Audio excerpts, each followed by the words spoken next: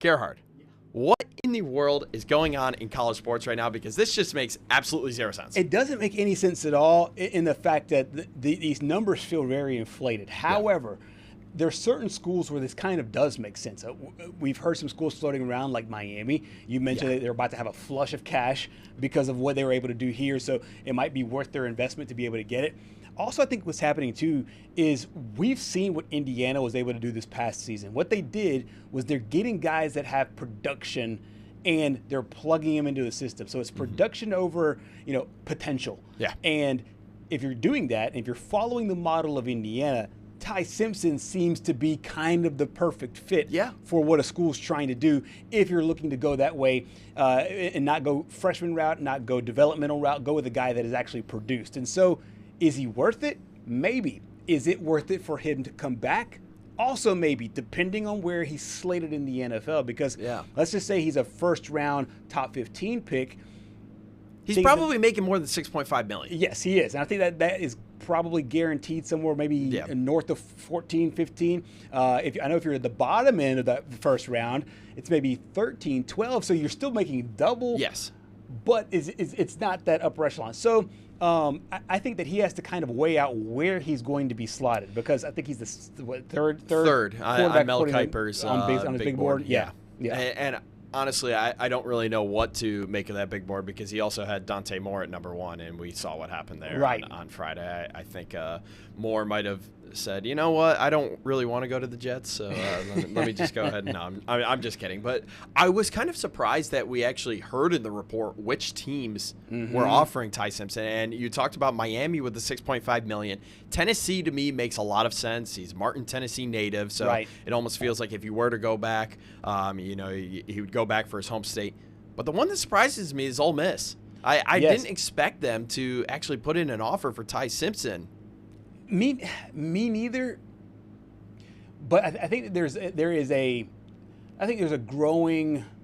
I don't know if this is just so to increase the market value, or if this was an actual real thing for Ole Miss, because a lot of times you have schools that will put in an offer for a guy that they probably know they're not going to get, and a lot of it might be testing the water. And again, all these are reported, so we don't necessarily know, okay, this is factual, this and this. Right. And for Pete Golding and company, who've been on a heater in this transfer portal, who's to say this is not just a deal to say, hey, let's roll the dice and see if we can get, probably the best quarterback prospect, not named Arch Manning, coming into next year's draft class, or next year's class, so to speak, and just try to talk him out of the NFL.